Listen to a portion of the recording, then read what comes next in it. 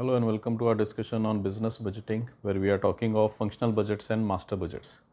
Today we'll make our first master budget. Up till this point we have made certain functional budgets like production budget, cost budget, labor cost budget, production cost budget, etc. Today we'll prepare a master budget. So for you, here is the question. The question says, prepare a master budget for a company for the next year from the following figures. Master budget बनाना है company के लिए. Figures हमारे को दिए हुए हैं. Sales 10 lakh, direct material 50% of sales, direct wages 25 workers at 120 per month. तो 25 वर्कर्स हैं 120 पर मंथ पे. इसका मतलब पहले एक महीने का निकाल लें तो 120 इंटू 25 हो जाएगा और फिर 12 मंथ्स का कर देंगे तो हो जाएगा 120 इंटू 25 इंटू 12. तो वो हमारे पास डायरेक्ट वेजेस आ जाएंगी. डायरेक्ट मटेरियल कॉस्ट कितनी है? 50% ऑफ सेल्स. 10 लाख दिया हुआ है तो उसका 50% हो गया 5 लाख. फैक्ट्री ओवरहेड्स दिए हुए हैं इनडायरेक्ट लेबर के शेप में. Works manager eight 500 per month and foreman eight 300 per month. ये दोनों पर मंथ हैं और इनडायरेक्ट लेबर हैं.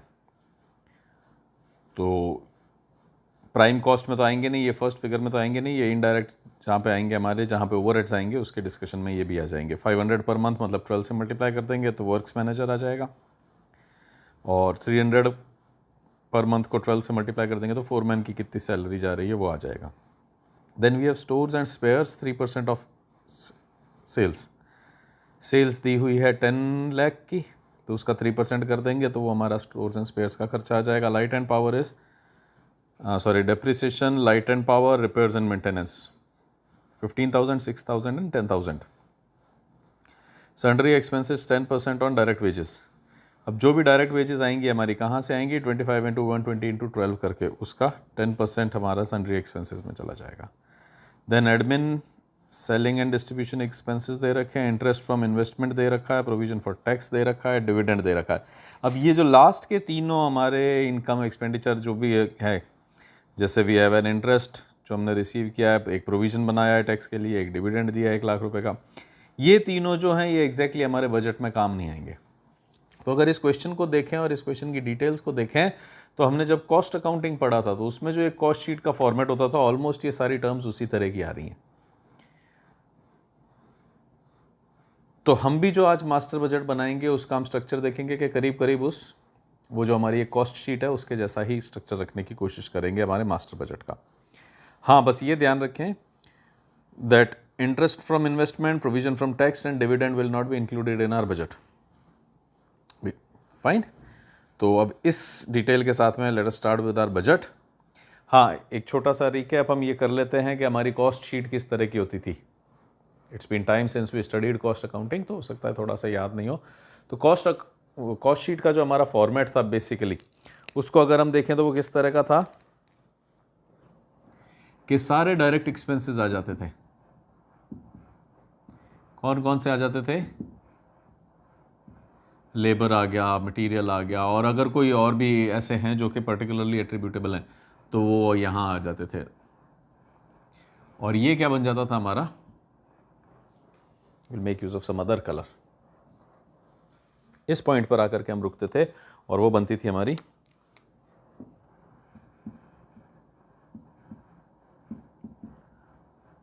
Prime cost. और फिर इसके अंदर हम क्या ला करके डाल देते थे? फैक्ट्री ओवरहेड्स ऐड कर देते थे. वो बन जाती थी वर्क्स कॉस्ट.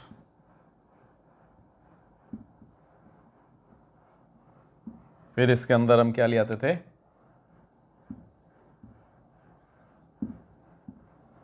एडमिन ओवरहेड्स को ले आते थे तो हो जाती थी कॉस्ट ऑफ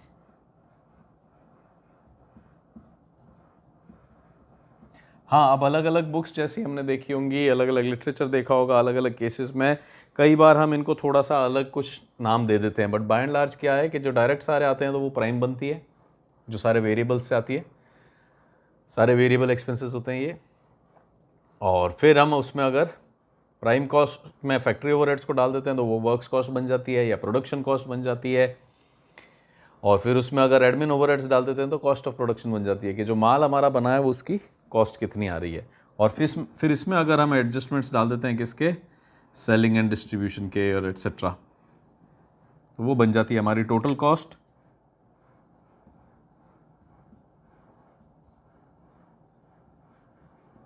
और इस टोटल कॉस्ट के अंदर अगर हम अपना प्रॉफिट भी मेंशन कर देते हैं, ऐड कर देते हैं, तो वो बन जाता है सेल्स। इस तरह का कुछ हमारा फॉर्मेट हमने देख रखा है। हाँ, अब इसके अंदर कई बार ऐसा होता है कि लेबर की कुछ सैलरीज आउटस्टैंडिंग है, मटेरियल का कुछ ओपनिंग क्लोजिंग स्टॉक है, तो उसके एडजस्टमेंट्स भी आ जाते हैं appropriately. But by and large अगर हम देखें तो इस तरह का हमारा स्ट्रक्चर था कि we have a prime cost, factory overheads आ जाते हैं, वर्क्स कॉस्ट बन जाती है, एडमिन ओवरहेड्स आ जाते हैं, कॉस्ट ऑफ प्रोडक्शन बन जाती है, टोटल कॉस्ट एंड सेल्स बन जाती है। इस तरह का हमने अब तक उसको पढ़ा है, कॉस्ट हमारा जो कॉस्ट शीट का फॉर्मेट था। अब करीब करीब इसी फॉर्मेट के अंदर हम आज वाले क्वेश्चन को भी सॉल्व करने की कोशिश करेंगे, क्योंकि अभी मास्टर बजट हो गया, इसका मतलब इसमें सब एरियाज़ की कॉस्ट्स आने लग जाएंगी, एडमिन की भी आ जाएंगी, सेलिंग एंड डिस्ट्रीब्यूशन की भी आ जाएंगी, सभी कॉस्ट इसके अंदर आकर के इंक्लूड हो जाएंगी। तो क्वेश्चन आई बिलीव क्लियर है हमारे को, कोई इसमें डाउट नहीं है कि 10 लाख का हमारे को डेटा दिया हुआ है, बाकी 50% ऑफ सेल्स का हमारा मटेरियल कॉस्ट हो जाएगा एंड सो ऑन। तो अब हम इसको बनाने की कोशिश कर सकते हैं। तो हमेशा की तरह ही आई वुड सजेस्ट कि आप इस पॉइंट पर इसको वीडियो को पॉज कर दें और पॉज करके इस क्वेश्चन के हिसाब से आप देखें कि आपके कौन से यहाँ पे पर्टिकुलर्स रहेंगे, किस तरह की टेबल रहेगी, कौन कौन से खर्चे आएंगे, आप अपनी तरफ से सॉल्व करें, मैं यहाँ पे सॉल्व करता हूँ एंड देन विल टेल ही कि भाई कोई थोड़ा सा लिखने में कोई फ़र्क रहा है या टोटल्स के अंदर कोई अगर फ़र्क आ रहा है तो हमेशा की तरह I will prepare the table over here, आप उस टेबल को अपने कॉपी में बना लीजिए। हाँ, अभी जब आप इसको पॉज कर ही रहे हैं और थोड़ा सा ब्रेक ले रहे हैं, क्वेश्चन को अपने कॉपी में लिख रहे हैं, तब तक yes do take time to subscribe to the Telegram channel, जिसका लिंक डिस्क्रिप्शन बॉक्स के अंदर पड़ा हुआ है। तो उसके लिए आप पहले टेलीग्राम डाउनलोड कर लीजिए और फिर उस लिंक पे क्लिक करेंगे तो वो डायरेक्टली आपको चैनल तक ले जाएगा। अदरवाइज़ कई बार ऐसा होता है कि वो लिंक ओपन नहीं होता है। तो you download the Telegram app from your store, it could be a play store या जो एप्पल का स्टोर है, आईफोन का स्टोर है, उस पर से ले आइए, जहाँ से भी टेलीग्राम ले आइए, और फिर वो जो लिंक पड़ा हुआ है डिस्क्रिप्शन बॉक्स में, उससे आप बिजनेस बजटिंग का जो टेलीग्राम चैनल है उसको ज्वाइन कर सकते हैं। तो वहाँ पे क्या होगा कि ये जो क्वेश्चंस हैं इनके भी आपको स्क्रीनशॉट्स मिल जाएंगे। तो जैसे ये वाला क्वेश्चन है, अगर अभी आप ज्वाइन कर लेते हैं उस टेलीग्राम चैनल को, तो ये क्वेश्चन का जो स्क्रीनशॉट है, जो ये क्वेश्चन आपको यहाँ दिख रहा है, ये उसके अंदर पड़ा हुआ होगा। तो आप उस क्वेश्चन को वहाँ से पिक कर सकते हैं। अगर वीडियो में कुछ क्लैरिटी नहीं है, छोटा होने के कारण दिखता नहीं है, हम जूम करके फिगर्स नहीं पढ़ सकते, तो ये क्वेश्चन ऑलरेडी टेलीग्राम चैनल के अंदर पड़ा हुआ होगा। तो यू कुड जॉइन दैट। तब तक मैं फिर अब यहाँ टेबल बनाता हूँ and then will continue with our question. तो ये एक बेसिक सी टेबल बना ली है, इसके अंदर अब अपन एंट्रीज शुरू कर देते हैं। एंट्रीज किस तरह से कर सकते हैं? हाँ, अब जहाँ तक सेल्स का है तो सेल्स से आप ओपन कर सकते हैं और फिर अपनी सारी कॉस्ट लिख सकते हैं। कॉस्ट शीट में हमारा इस तरह से रहता था कि सारी कॉस्ट लिखते थे और फिर लास्ट के अंदर हम क्या कर लेते थे कि सेल्स को लिख देते थे और जो भी बैलेंसिंग फिगर होता था उसको प्रॉफिट बना देते थे, और अगर कुछ मार्कअप प्रॉफिट रखना है तो उस प्रॉफिट को डाल देते थे और अकॉर्डिंगली सेल्स निकाल लेते। तो दो अप्रोचेस हो सकती है। You could start with your sales और फिर सारी कॉस्ट निकाल दें, तो लास्ट में जो बचेगा बैलेंसिंग फिगर वो प्रॉफिट हो जाएगा, या हम सारी कॉस्ट लिख देते हैं, जो भी प्रॉफिट का अगर कुछ दे रखा है तो उस प्रॉफिट को रख के अपन सेल्स का फाइनली फिगर निकाल सकते हैं। Either of the approaches is okay, कि शुरू में सेल्स लिखते हैं चाहे लास्ट में सेल्स लिखते हैं। हाँ, बजटिंग में जनरली एक ऐसा रहता है कि शुरू में सेल्स से हम ओपन करते हैं और बाकी सारे कॉस्ट्स को सब्ट्रैक्ट करते जाते हैं। तो अब यहाँ देखें तो हमारे पास सेल्स कितनी दी हुई है, we have sales figure of 10 lakh. तो यहाँ तो हम कर देते हैं पर्टिकुलर, हम बना क्या रहे हैं आज,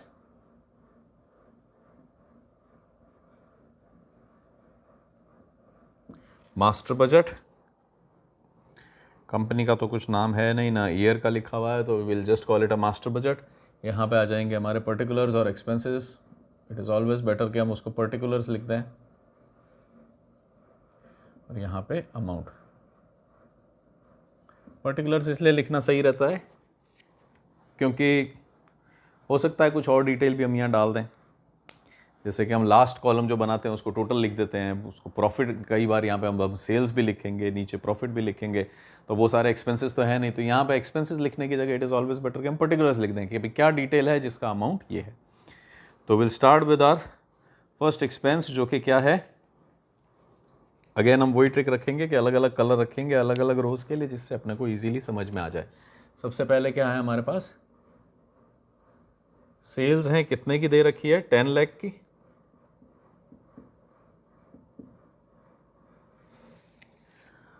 उसके बाद हमारे पास क्या है, direct material cost is 50% of sales, direct wages are 25 workers 120 per month. Direct material cost is 50% of sales. तो इसको अगर मैं यहाँ पे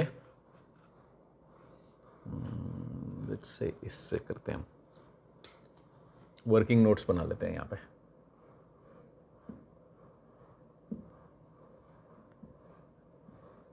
वर्किंग नोट्स में क्या डाल देंगे हम, सबसे पहले 50% of direct material is 50% of sales.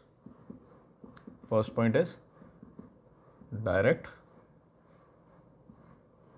Material कितना है, 50% of sales, thereby making it 50% of का आ गया मल्टीप्लाई, सेल्स कितनी दी हुई है 10 लाख, ये कितना हो जाएगा 5 लाख।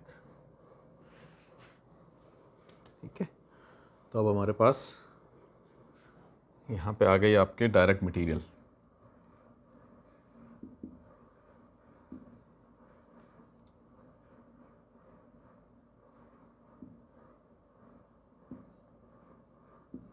कितनी हो गई 5 लाख।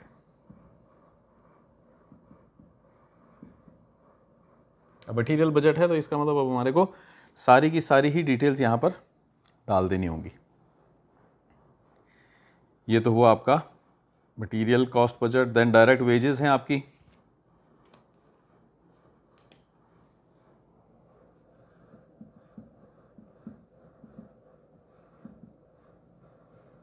डायरेक्ट वेजेस कितनी दी हुई है 25 वर्कर्स 120 पर मंथ, और 12 का कर देते हैं इसको मल्टीप्लाई, तो ये कितना आ रहा है हमारा फिगर,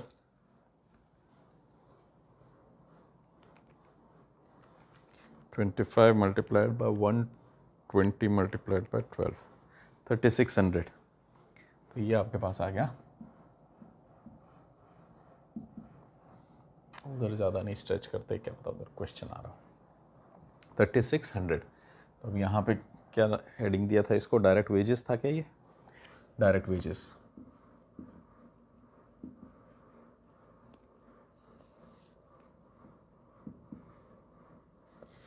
एक हम चाहें तो यहाँ पर लाइन कर सकते हैं जिससे हमारे को ये अलग दिख जाएगा कि ये सेल्स अलग है। और इसको अगर आप चाहें तो क्या कर सकते हैं, we could call it production cost budget, क्योंकि प्रोडक्शन की कॉस्ट का ही बजट है। Production cost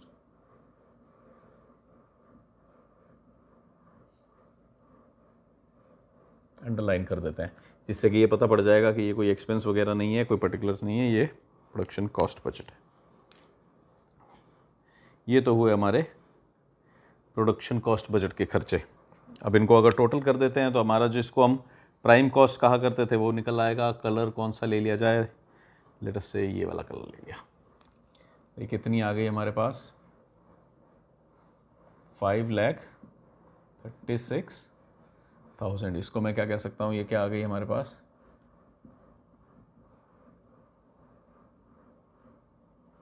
prime cost. अब इस प्राइम कॉस्ट के अंदर हम क्या डाल देते हैं, बचे हुए ओवरहेड्स डाल देते हैं। कौन कौन से आ रहे हैं हमारे पास, अगर आपको याद है हमारा कॉस्ट शीट का क्या फॉर्मेट था कि सबसे पहले प्राइम, उसके अंदर फैक्ट्री ओवरहेड्स डाल देंगे तो वर्क्स कॉस्ट, उसके अंदर एडमिन ओवरहेड्स डाल देंगे तो कॉस्ट ऑफ प्रोडक्शन, और उसके अंदर अगर सेलिंग एंड डिस्ट्रीब्यूशन डाल देंगे तो टोटल कॉस्ट। तो फैक्ट्री ओवरहेड्स डाल देते हैं, फैक्ट्री ओवरहेड्स। कौन कौन से फैक्ट्री ओवरहेड्स ला रहे हैं हम,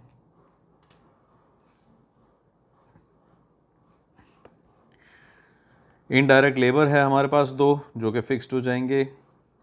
स्टोर्स एंड स्पेयर्स हैं 3% ऑफ सेल्स। सेल्स आपके पास 10 लाख दी हुई है तो इसको निकाल लेंगे, अभी यहाँ पे वर्किंग नोट्स में निकाल लेते हैं। लाइट एंड पावर फिक्स्ड है, रिपेयर एंड मेंटेनेंस फिक्स्ड है, डेप्रिसिएशन ऑन मशीनरी फिक्स्ड है। तो ये जो फिक्स्ड है इनको तो एक बार लिख लें अपन यहाँ पे क्या क्या है हमारे पास। डेप्रिसिएशन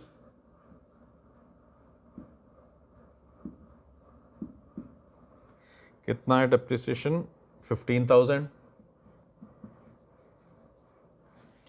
उसके अलावा क्या है हमारे पास, लाइट एंड पावर है एंड रिपेयर्स एंड मेंटेनेंस है। लाइट एंड पावर कितना है, 6,000। Then there is repairs and maintenance,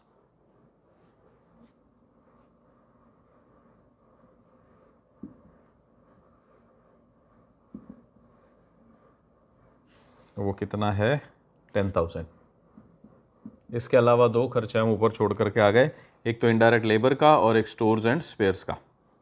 तो अगर हम बात करें तो सेल्स आ गई, डायरेक्ट मटेरियल आ गया, डायरेक्ट वेजेस आ गया। आप यहाँ से टैली कर सकते हैं, खुद की कॉपी में तो वहाँ से टैली कर सकते हैं। सेल्स आ गया और फिर हमारे पास डायरेक्ट मटेरियल आ गया, डायरेक्ट वेजेस आ गया। देन इनडायरेक्ट लेबर अभी हमारे को लिखना है, स्टोर्स एंड स्पेयर्स लिखना है, डेप्रिसिएशन, लाइट, रिपेयर आ गया, sundry expenses on direct wages उसको भी 10% निकाल लेते हैं। तो पहले डायरेक्ट वेजेस एक बार, इनडायरेक्ट लेबर वगैरह निकालना है, स्टोर्स एंड स्पेयर्स। तो इसके लिए कैलकुलेशंस कैसे करेंगे, स्टोर्स एंड स्पेयर्स कितना दिया हुआ है, 3% ऑन सेल्स, 3% ऑन सेल्स। तो कितना हो गया, 3% ऑफ 10 लाख, कितना हो गया ये, 30,000। तो यहाँ पे हमारे पास एक और खर्चा आ गया है, वो खर्चा क्या है, stores and spheres, stores and spheres कितना आया, 30,000। और उसके अलावा इनडायरेक्ट लेबर के भी दो खर्चे हैं, वो किस तरह से आ जाएंगे,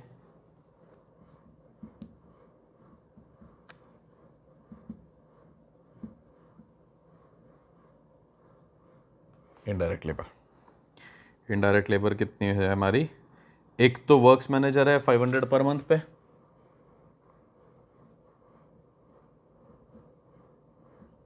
वर्क्स मैनेजर मेकिंग इट 6,000। और फिर एक है हमारे पास फोरमैन 300 पर मंथ पे, हो गया 3,600। ये दो जने और हैं, इसको क्या कर देंगे हम, इनडायरेक्ट लेबर लिख देते हैं। कलर हमारा कौन सा आ रहा है अब, we are up to green.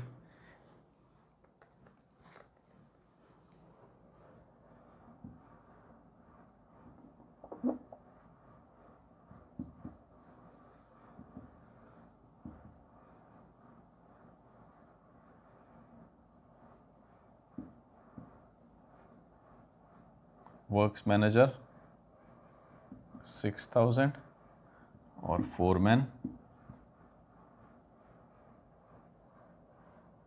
3,600। और फिर एक खर्चा और रह रहा है हमारा शायद, sundry expenses 10% on direct wages. तो सन्ड्री एक्सपेंसेस को भी यहाँ पे कैलकुलेट कर लिया जाए। Let me make use of this.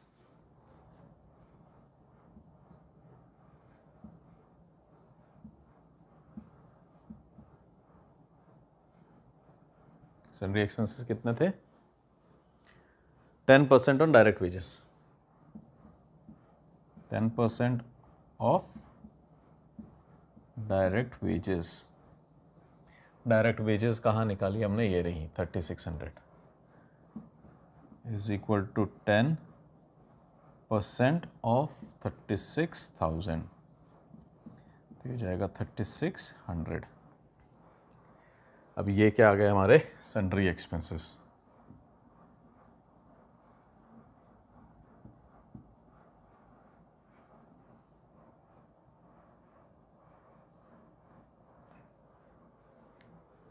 $3,600, incidentally दोनों ये 3,600 आ गए। हाँ, अब फिर क्या है हमारे पास, we have talked about stores and spares depreciation. कितनी चीज़ें आ गई हमारे पास, 1 2 3 4 5 6 7 8 9, 9 एंट्रीज हो गई क्या, 1 2 3 4 5 6 7 8 9 एंट्रीज हो चुकी हैं।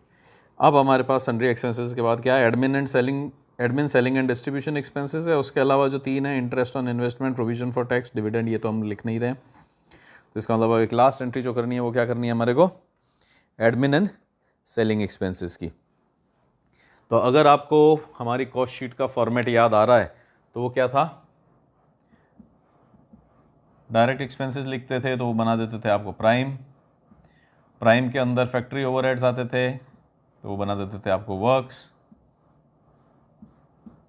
और उसके अंदर एडमिन एक्सपेंसेस आते थे तो वो बना देते थे आपको कॉप्स, कॉस्ट ऑफ प्रोडक्शन, और उसके अंदर आपके सेलिंग एंड डिस्ट्रीब्यूशन आ जाते थे तो वो बना देते थे टोटल कॉस्ट। तो हम कहाँ तक आ गए, डायरेक्ट हो गया, प्राइम हो गया, फैक्ट्री ओवरहेड्स आ गए। तो अब हम यहाँ पे इसको निकाल सकते हैं, अगर इसको टोटल कर दें तो ये क्या बन जाएगा, इसको अगर मैं टोटल करता हूँ तो कितना है ये,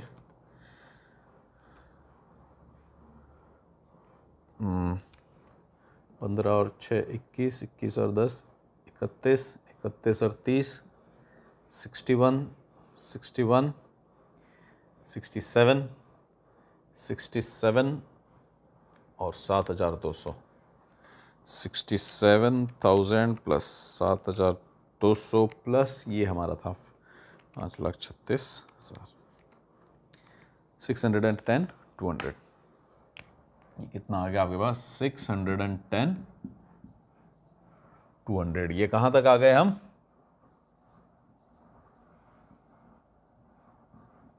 वर्क्स कॉस्ट तक आ गए, प्राइम कॉस्ट तक आए थे, वर्क्स कॉस्ट तक आ गए।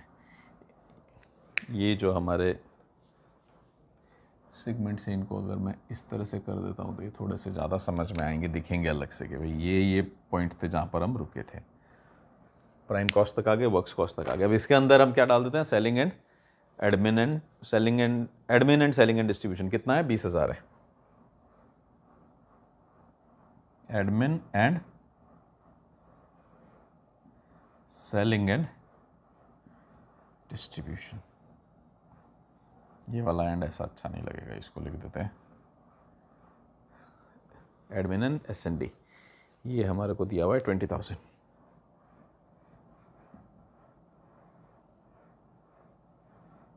अब मैं यहाँ पे क्या कह सकता हूँ कि मेरे पास आ चुकी है टोटल कॉस्ट।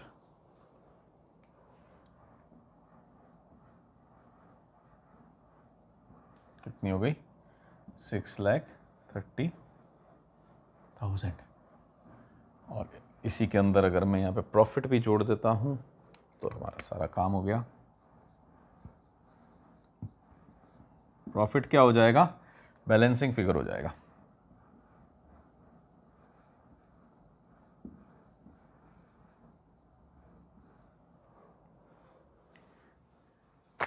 अब ये कितना हो गया बैलेंसिंग फिगर हमारा, सेल्स कितनी थी हमारी 10 लाख की, टोटल कॉस्ट कितनी आ रही है 630,200, तो 10 लाख माइनस 6,30,200, 369,800।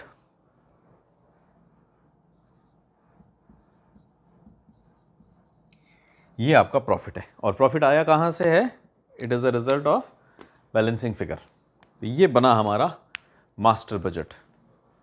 इसको टेबल को थोड़ा सा नीचे से बंद कर देते हैं तो ये अच्छी दिखने लग जाएगी।